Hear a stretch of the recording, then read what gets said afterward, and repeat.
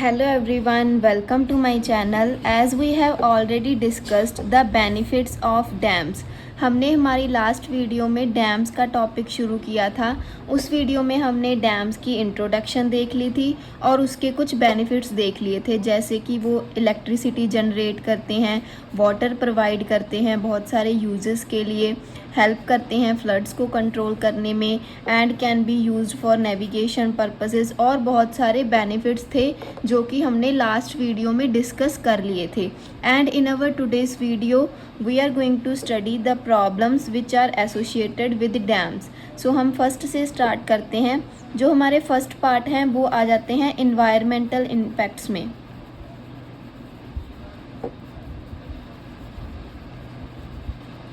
Environmental impacts में first point है ecosystem disruption. इसका आगे सब पार्ट है ब्लॉक सेडिमेंट फ्लो। अब इसके लिए हमें पहले पता होना चाहिए कि सेडिमेंट फ्लो क्या होता है। तो सेडिमेंट फ्लो होता है कि मूवमेंट होती है सॉलिड पार्टिकल्स की। जो हमारे सॉलिड पार्टिकल्स होते हैं जैसे कि सैंड, सिल्ट, क्ले, ये सारी इनकी मूवमेंट होती है through a liquid like water. तो अगर हम रिवर्स के कंटेक्स्ट में बात करें, ये जो सेडिमेंट फ्लो होता है ये एक इनिशियल प्रोसेस है जो कि शेप करता है लैंडस्केप को और इकोसिस्टम को भी सपोर्ट करता है। तो जो डैम्स की कंस्ट्रक्शन है वो इस सेडिमेंट फ्लो को ब्लॉक कर देती है। Dams trap silt and nutrients that are vital for fertilizing downstream flood plains, maintaining river deltas and preventing the coastal erosion। तो जो कंस्ट्रक्शन होती है डैम्स की, उसकी वजह से ये जो सेडिमेंट फ्लो है वो ब्लॉक हो जाता है। जो डैम्स हैं वो ट्रैप कर लेते हैं सेडिमेंट्स को, न्यूट्रिएंट्स को, जो कि इम्पॉर्टेंट होते हैं डाउनस्ट्रीम की फर्टिलाइजेशन के लिए और रिवर डेल्टास को मेंटेन करने के लिए। तो जब ये जो सेडिमेंट फ्लो है ब्लॉक हो जाता है, जो फर्टिलिटी है वो रिड्यूस हो जाती है उन डाउनस्ट्रीम फ्लड प्लेन्स में, और कुछ जो एक्वेटिक स्पीसीज़ होती हैं उनकी जो हैबिटेट है वो भी लॉस हो जाती है, लॉस ऑफ हैबिटेट। एंड इसके साथ जो इरोजन होता है, सॉइल इरोजन होता है, वो इंक्रीज़ हो जाता है। Now the next point is जो इन्वायरमेंटल इम्पैक्ट्स में आता है और इकोसिस्टम के डिसरप्शन में, that is altars water temperature and chemistry. Water released from the bottom of a reservoir is often colder and lower in oxygen, disrupting the aquatic life downstream। तो जो water होता है रिजर्वायर से release होता है वो कैसा हो सकता है, या तो वो कोल्डर हो सकता है नेचुरल वाटर के टेम्परेचर से, या फिर उसके जो ऑक्सीजन लेवल्स हैं वो भी लो हो सकते हैं। तो इसकी वजह से जो एक्वेटिक लाइफ है वो भी इफ़ेक्ट होती है। So these are the economic disruption points. अब इन्वायरमेंट के पॉइंट में सेकंड पॉइंट है blocks fish migration. Dams are physical barriers that prevent migratory fish species like salmon from reaching their spawning grounds upstream, leading to dramatic population declines and even extinction। तो जो fish की migration है वो भी blocks हो सकती है dam की कंस्ट्रक्शन की वजह से। वो जो फ़िश होती हैं वो अपने स्पैनिंग ग्राउंड्स तक नहीं पहुंच सकती। इसके साथ जो पॉपुलेशन है उनकी वो भी डेक्लाइन हो जाती है और काफ़ी सारी फ़िशेस का एक्सटिंक्शन भी हो जाता है। स्पीसीज़ हैं जो कि इससे इफ़ेक्ट होती हैं। फर्स्ट इज़ सैल्मन और एक है sturgeon and third is eels. Then next point is loss of terrestrial habitats. The creation of reservoir floods large areas of land, destroying forests, wetlands and wildlife habitats and displacing the animal populations। तो जो terrestrial habitats होती हैं उनका भी loss हो जाता है। जब एक रिजर्वायर क्रिएट होता है, the creation of a reservoir, उसकी वजह से क्या कुछ हो सकता है, जो लार्ज एरियाज़ हैं लैंड के वो फ्लड हो जाते हैं। उसके साथ ही इसके साथ जो फॉरेस्ट्स हैं वो भी डिस्ट्रॉय हो जाते हैं, वेटलैंड्स डिस्ट्रॉय हो जाती हैं, जो वाइल्ड लाइफ की हैबिटेट्स हैं वो भी डिस्ट्रॉय हो जाती हैं, और इसकी वजह से जो एनिमल्स की पॉपुलेशन है उनकी भी डिस्प्लेसमेंट होती है। जो हमने पहले पॉइंट्स किए थे वो इन्वायरमेंटल इम्पैक्ट्स में आ जाते हैं। और अब हम जो प्रॉब्लम्स देखेंगे वो है सोशल एंड ह्यूमन कॉस्ट। उसमें हमारे पास फर्स्ट पॉइंट है displacement of people. Reservoir construction often forces large communities to relocate losing their homes, farmlands and cultural heritage. This can lead to social unrest and inadequate compensation. तो जो people हैं उनकी displacement हो जाती है। जब हम रिजर्वायर की कंस्ट्रक्शन करते हैं उसकी वजह से क्या होता है, कम्युनिटीज़ फोर्स हो जाती हैं कि वो रीलोकेट करें, कहीं और रहने लग जाएं। तो इसके साथ जो होम है, उनके घर होते हैं, उसका लॉस हो जाता है, उनके फार्म लैंड्स का लॉस होता है एंड इवन उनकी कल्चरल हेरिटेज का भी लॉस्ट होता है। तो इसकी वजह से क्या होता है, सोशल अनरेस्ट हो जाती है। Then the next point is impact on downstream communities. People living downstream who rely on the river's natural flood cycle for agriculture, recreational farming can lose their livelihoods due to regulated flow. अब जो communities हैं उन पर भी impact पड़ता है। जो वो पानी का रेगुलेटेड फ़्लो होता है उसकी वजह से दो चीज़ें इफ़ेक्ट होती हैं। First is recessional farming and second जो उन पीपल के रहने के होता है, livelihoods of those people living in the downstreams. अब ये जो टर्म है रिसेशनल फार्मिंग, ये क्या होती है, इसको हम रिसेशनल एग्रीकल्चर भी बोलते हैं। ये एक ऐसी टाइप ऑफ फार्मिंग प्रैक्टिस होती है जो कि फर्टाइल सॉइल, जो हमारी फर्टाइल सॉइल होती है उसकी एडवांटेज लेती है एंड जो मॉइस्चर होता है फ्लड वाटर के रिसीड के बाद रह जाता है, उन दोनों की एडवांटेज लेके ये फार्मिंग की प्रैक्टिस की जाती है। ये जो फार्मिंग प्रैक्टिस है ये कहाँ पर की जाती है, कौन कौन से एरियाज़ में प्रैक्टिस की जाती हैं, वो सीजनल एरियाज़ होते हैं। वो एरियाज़ होते हैं यहाँ पर सीजनल फ्लडिंग होती रहती है, जैसे कि रिवर्स हो गए, फ्लड प्लेन्स हो गए या फिर डेल्टाज हो गए।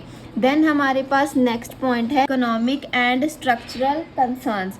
फर्स्ट हमने किया था इन्वायरमेंटल इम्पैक्ट्स कौन से होते हैं, देन सेकंड हमने देखा social and human cost, then the last is economic and structural concerns. इसमें हमारे पास फर्स्ट पॉइंट आ जाता है high initial cost. Building a large dam is extremely expensive process होता है, इसमें टाइम भी बहुत कंज्यूम होता है इन प्रोजेक्ट्स को कंस्ट्रक्ट करने में and often running over the budget, और कई बार ये बजट से ज़्यादा भी हो सकता है। So it leads to the economic concerns. Then next point is siltation. Over decades sediment fills the reservoir, reducing its water storage capacity and lifespan. Eventually the dam can become useless. अब इसमें हमारे पास जो term है siltation, इसका क्या मतलब होता है, ये अक्यूमुलेशन होती है सेडिमेंट्स की, जैसे कि सिल्ट हो गया, सैंड, क्ले, किस में होती है इसकी एक्यूमुलेशन, किसी बॉडी ऑफ वाटर में, जैसे कि रिजर्वायर हो गया। ये जो प्रोसेस होता है सिल्टेशन का, वैसे तो ये नेचुरली ही अक्कर होता है, बट जो हमारी ह्यूमन एक्टिविटीज़ हैं जैसे कि डिफॉरेस्टेशन हो गई या फिर लैंड यूज़ चेंजेस हो गए या फिर कंस्ट्रक्शन ऑफ डैम हो गई, वो सारे इस प्रोसेस को एसेलरेट करते हैं, जो ये सिल्टेशन का प्रोसेस होता है। देन हमारे पास लास्ट पॉइंट है risk of catastrophic failure. While rare, वैसे तो ये रेयर होता है, बट जो डैम फेलियर्स होते हैं they can be catastrophic, causing immense loss of life and property downstream. जैसे कि इसमें एग्जांपल हम लिख सकते हैं, एक डैम फेलियर हुआ था 1975 में, जो कि था Banqiao dam disaster in China. You have to remember this point. तो हमने अभी सारी प्रॉब्लम्स देख ली हैं that are associated with dams. उसमें हमारे पास इकोनॉमिक इकोसिस्टम डिसरप्शन आ जाती है, वो सेडिमेंट फ्लो को ब्लॉक कर देता है, जो वाटर का टेम्परेचर है वो भी ऑल्टर हो जाता है, और हाई इनिशियल कॉस्ट होती है इसकी, सिल्टेशन हो जाती है, कैटास्ट्रॉफिक फेलियर्स का रिस्क होता है, एंड इसके अलावा जो फ़िश की माइग्रेशन है वो भी ब्लॉक हो जाती है, टेरेस्ट्रियल हैबिटेट्स का लॉस हो जाता है, पीपल को डिस्प्लेसमेंट करनी पड़ जाती है, उनके जो घर होते हैं उनका लॉस हो जाता है, फार्म लैंड्स का लॉस हो जाता है, देन डाउनस्ट्रीम कम्युनिटीज़ पर भी इसका इम्पैक्ट होता है। अब हम इस चीज़ को एक फ़्लो चार्ट की मदद से देख लेते हैं। So these are the problems that are associated with dams. Ecosystem disturb हो जाता है, फिश माइग्रेशन ब्लॉक हो जाती है, डिस्प्लेसमेंट होती है पीपल की, डाउनस्ट्रीम कम्युनिटीज़ पर इम्पैक्ट पड़ता है, जो इनिशियल कॉस्ट होती है वो इनकी हाई होती है, जो टेरेस्ट्रियल हैबिटेट्स हैं उनका लॉस हो जाता है, जो एग्रीकल्चर होता है या फिर फॉरेस्ट लैंड होती है वो सबमर्ज हो जाती है इसकी वजह से, और जो अर्थ का इक्विलिब्रियम है वो भी डिस्टर्ब हो जाता है। And the last point is siltation. In conclusion, dams are a testament to human ingenuity, providing critical benefits like water, food, and clean energy. But they also come with a heavy price tag for environment and local communities. तो ये हम point conclusion में लिख सकते हैं। Dams का topic start किया था हमने, उसके बेनिफिट्स भी कर लिए हैं कंप्लीट कि डैम कंस्ट्रक्शन के बेनिफिट्स कौन कौन से होते हैं। And we have also discussed the problems that are associated with dams. In our today's video हम कुछ सल्यूशंस देखेंगे कि हम कैसे इनके जो हमें प्रॉब्लम्स देखने को मिलती हैं उनका हम रिस्क रिड्यूस कर सकते हैं।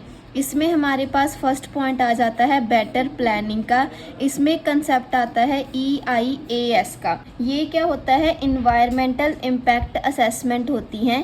Second is एक्सप्लोजर of alternatives. अब हम इसकी जगह पे जो हम डैम कंस्ट्रक्ट करते हैं हम अल्टरनेटिव्स को एक्सप्लोर कर सकते हैं। उसमें आ जाते हैं हमारे पास run of the river projects आ जाते हैं जो हमारे अल्टरनेटिव्स हैं, और इसमें आ जाते हैं कि हम स्मॉलर प्रोजेक्ट्स को प्रायोरिटाइज़ करें। इसके साथ क्या होगा, जो वाटर की एफिशिएंसी है वो भी इम्प्रूव होगी, और हम बाकी जो रेन्यूएबल्स हैं उनमें भी इन्वेस्ट करेंगे जैसे कि सोलर हो गया या फिर विंड हो गया।